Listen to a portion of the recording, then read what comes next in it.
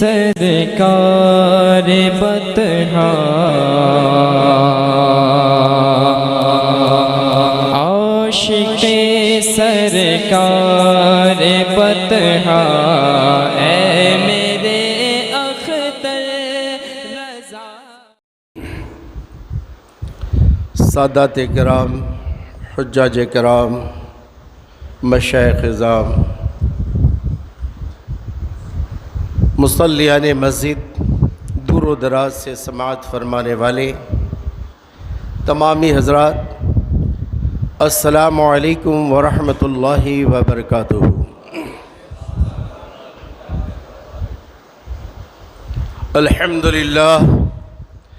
الحمد للہ رب العالمین والعاقبۃ للمتقین والصلاة والسلام علی رسولہ الکریم، اما بعد، قال اللہ تعالی فی القرآن العظیم والفرقان الحمید، فاعوذ باللہ من الشیطان الرجیم، بسم اللہ الرحمن الرحیم۔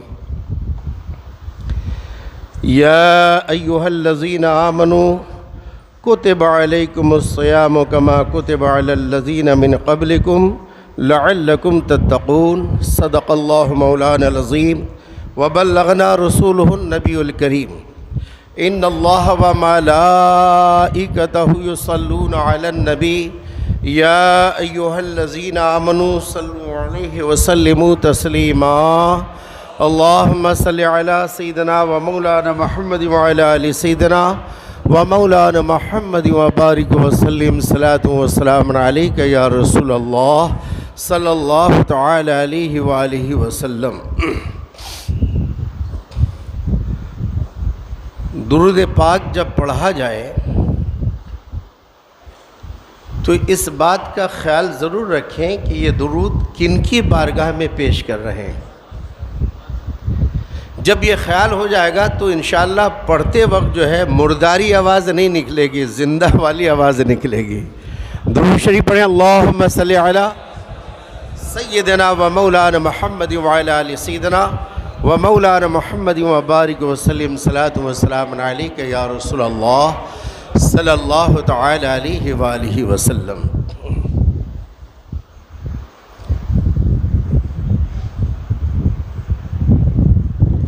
نہ کلیم کا تصور، نہ خیال طور سینہ، نہ خیال طور سینہ، نہ کلیم کا تصور،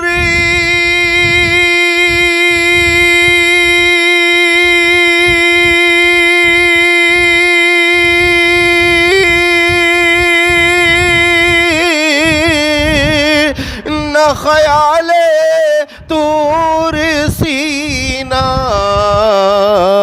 میری آرزو محمد، میری جستجو مدینہ۔ جیسے سبحان اللہ بولنا چاہیے ویسے آواز نہیں نکل رہی ہے۔ میری آرزو محمد، میری جستجو مدینہ، مجھے دشمنوں نہ چھیڑو، میرا ہے کوئی جہاں میں، میرا ہے کوئی جہاں میں، مجھے دشمنوں نہ چھیڑو،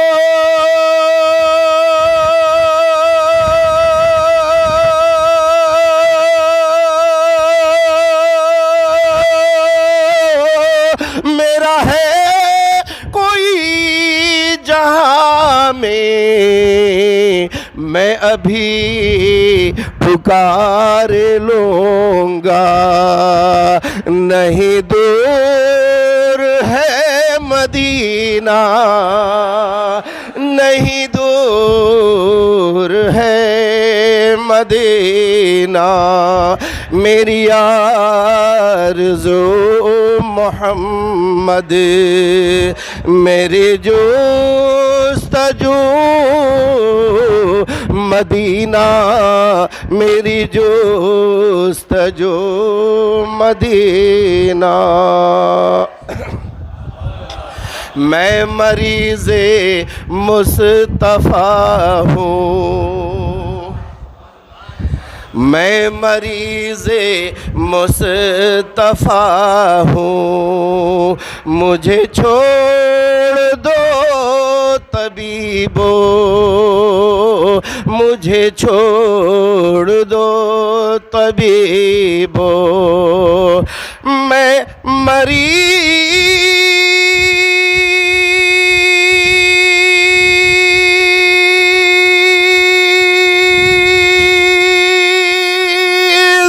مصطفیٰ ہوں مجھے چھوڑ دو طبیبو مجھے چھوڑ دو طبیبو میری زندگی جو چاہو تو مجھے لے چلو مدینہ میری زندگی جو چاہو تو مجھے لے چلو مدینہ میری آرزو محمد میری جستجو مدینہ میری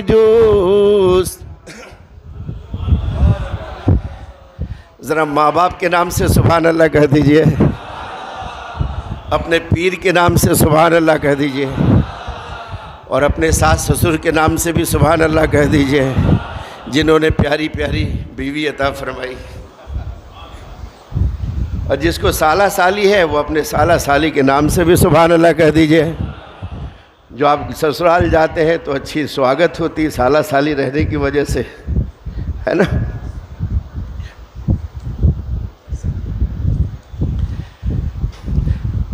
انہی دونوں منزلوں کی جو کمارے ہیں وہ خاموش رہیے جو چپ رہے گا وہ سمجھا جائے گا کہ کمارا ہے اب جو شادی شدہ ہیں وہ چپ رہے کمارے بولے سبحان اللہ اس کا مطلب تعداد زیادہ ہے یا اللہ اگلا رمضان آنے سے پہلے سب کی شادی ہو جائے اور جب بچہ ہونے کا وقت ہو تو مدینہ شریف میں ڈیلیوری ہو جائے تاکہ بچہ مدنی کہلائے آمین بولو زور سے ایک دفعہ کہہ دو یا رسول اللہ انہی دونوں منزلوں کی مہدوں میں کھو گیا ہوں مہدوں میں کھو گیا ہوں انہی دونوں منزلوں کی مہدوں میں کھو گیا ہوں مہدوں میں کھو گیا ہوں انہی دونوں منزلوں کی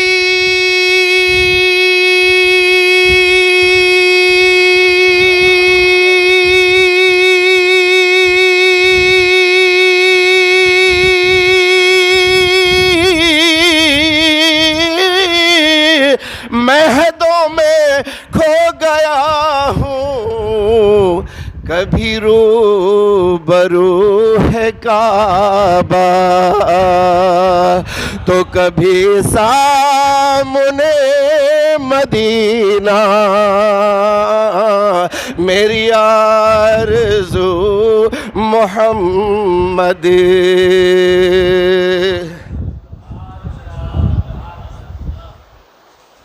میری آرزو محمد، میری جستجو مدینہ۔ ماہ رمضان آ رہا ہے، سبحان اللہ سبحان اللہ۔ پچھلے جمعے کو میں نے ایک بات کہی تھی، سمندر کے پاس رہ کر اگر کوئی پیاسا مر جائے تو اس میں کوئی سمندر کا کوئی قصور ہے؟ سمندر سے بھی بہتر، اس لیے کہ سمندر میں رہ کر مچھلیاں، سمندر میں رہ کر مچھلیاں سمندر کی صحبت میں ہے، اور سمندر کے اندر ہے، سمندر کے بھیتر ہے، دریا کے بھیتر ہے، پانی کے بھیتر ہے۔ وہ مچھلیاں رمضان کے روزے داروں کے لیے دعا کیا کرتی ہیں۔ اللہ اکبر۔ ماہ رمضان آ گیا، چند گھنٹوں کی بات ہے، آ گیا ماہ رمضان۔ شیطان قید کر دیے جاتے ہیں جہاں بھی ہو۔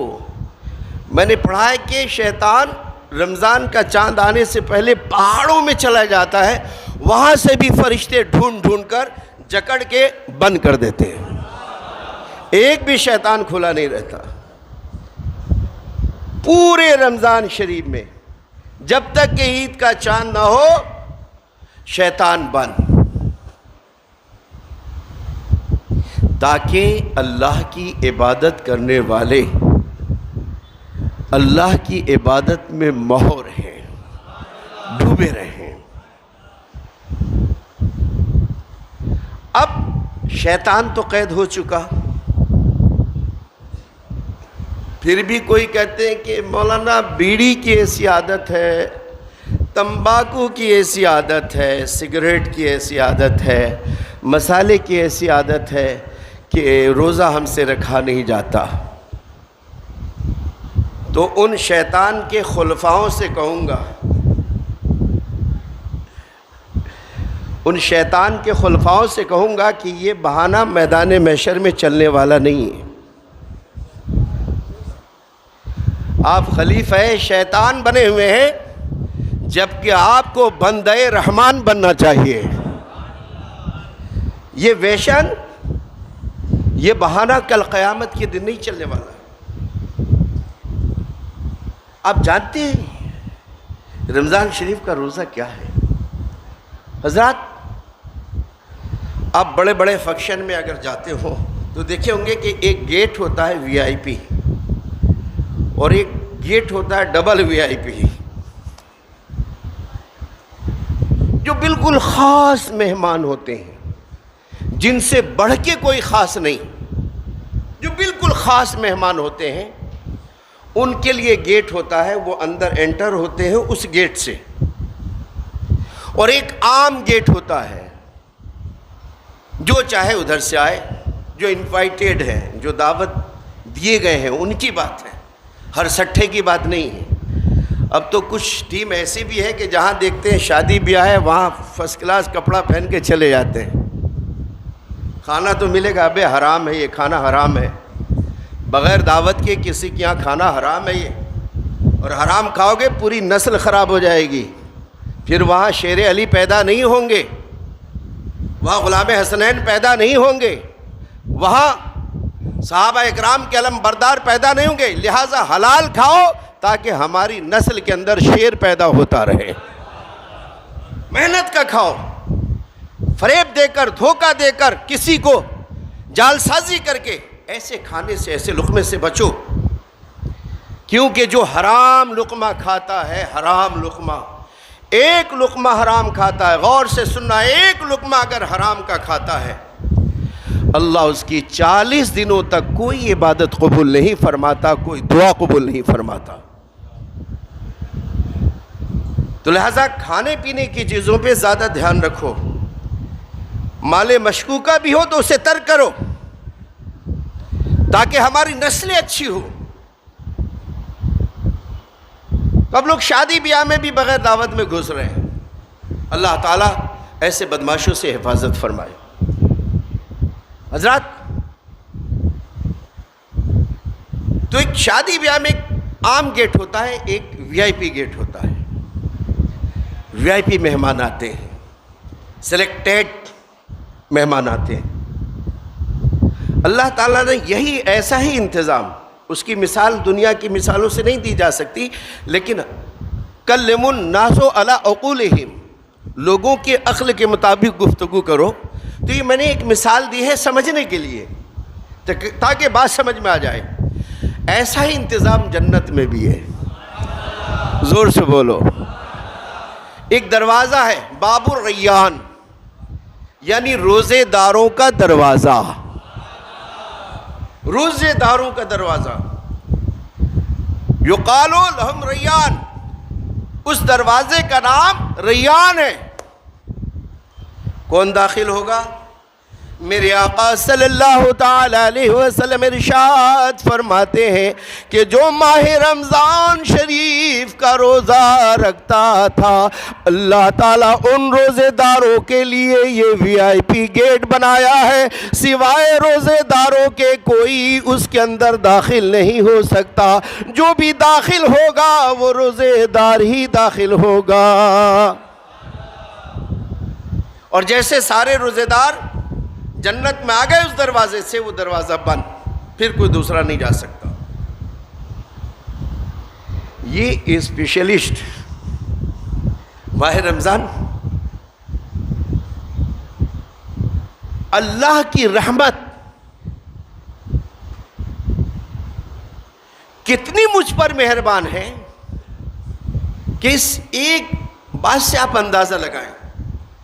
سرکار سیدنا سلمان فارسی رضی اللہ تعالیٰ عنہ ارشاد فرماتے ہیں کہ جب ماہ شعبان کے آخری ایام ہوتے تو میرے آقا صلی اللہ تعالیٰ علیہ وسلم سب کو جمع فرماتے اور ماہ رمضان کے فضائل پر گفتگو فرماتے. انہی میں سے میرے آقا نے ارشاد فرمایا کہ جو ماہ رمضان میں روزے داروں کو کھلائے گا تو اسے اتنا ہی ثواب ملے گا جتنا روزے دار نے روزہ رکھ کے ثواب پایا ہے. دیکھتے ہیں الحمدللہ. یہ پیچھے بورڈ دیکھیے سامنے، 2 جمعہ پہلے اعلان کیا تھا کہ انشاءاللہ اگلے جمعے کو اس کا کام کیا جائے گا. ایک دن میں 3 دیگ بریانی کی افطاری ہوتی ہے. سید صاحب قبلہ، اللہ تعالی ہمارے سید صاحب کی عمر میں برکت دے، اور شیر اہل سنت جناب الحاج محمد سفیر پٹیل صاحب ذرا دل سے آمین کہہ دیں. اور آپ سب مل کر دعا فرمائے کہ ہمارے سید صاحب کے اللہ عمر میں برکتیں عطا فرمائے. جناب اقبال بھائی، سید وارث صاحب، الحمدللہ یہ ہمارے بوڑھے نوجوان ہمارے نمازیوں کی خدمت میں لگے رہتے ہیں، دیکھتے نہیں. اللہ کا شکر ہے، اللہ ان کی خدمات کو قبول فرمائے. افطاری، ایک دن کی افطاری 3 دیگ بریانی، کس کے لیے؟ آپ سب کے لیے، روزے داروں کے لیے. اور ایک دن کی فروٹ افطاری 2500 روپے، جو اس کے بازو والا بورڈ ہے بیچ میں جو ہے. الحمدللہ صرف 4 یا 5 باقی رہ گئے ہیں. رمضان آیا نہیں، ہمارا بورڈ بھرا رہا ہے الحمدللہ. ایک اللہ کے بندے حضور سیدنا سید مشتاق ابن مظہر علی سید، افریقہ والے، جو جوہا پورہ میں رہتے ہیں، الحمدللہ 2 جمعہ پہلے آئے اور میں افطاری کا اعلان کر رہا تھا. انہوں نے 1,80,000 روپے افطاری کے لیے عطا فرمایا ہے. کہتے سبحان اللہ، اور زور سے کہتے سبحان اللہ. اللہ ان کے کاروبار میں برکتیں عطا فرمائے، ان کے بچوں پر، ان کی بیوی پر فضل فرمائے، اور ان کے والد گرامی سید مظہر علی صاحب قبلہ کی اللہ مغفرت فرمائے. حضرات ایسے لال ہیں الحمدللہ. دیکھیے ابھی رمضان نہیں ہے، بھر آ رہا ہے. فروٹ والا بھی بھرا رہا ہے. اب یہ 4-5 جو خالی ہے، میں یہ چاہ رہا ہوں کہ جمعہ بعد یہ بھی بھرا جائے. اگر کسی کے پاس 1 دیگ کی طاقت ہے تو 1 دیگ لکھائیے، اور اللہ نے دیا تو بخیل مت بنیے، 3 دیگ لکھائیے، کیونکہ یہ ثواب کا موقع ہے. میرے آقا ارشاد فرماتے جس نے 1 روزے دار کو کھانا کھلایا اس کو پورے روزے کا ثواب. ایک صحابی کھڑے ہوئے، عرض کی یا رسول اللہ ہم غریب ہیں، ہمیں طاقت نہیں کہ ہم یہ ثواب کما سکیں، کوئی ایسا آسان نسخہ؟ میرے آقا نے ارشاد فرمایا اگر روزے دار کو 1 گھونٹ پانی پلا دو یا 1 کھجور کھلا دو یا 1 لقمہ دودھ پلا دو تو بھی پورے روزے کا اللہ تعالیٰ ثواب عطا فرمائے گا. اللہ کی رحمت جھوم رہی ہے. لہٰذا میرے دوستو، آپ سے گزارش ہے کہ روزے کی پابندی کریں. یہ گئی زندگی واپس آنے والی نہیں، اور یہ بہانہ وغیرہ یہ سب چھوڑو.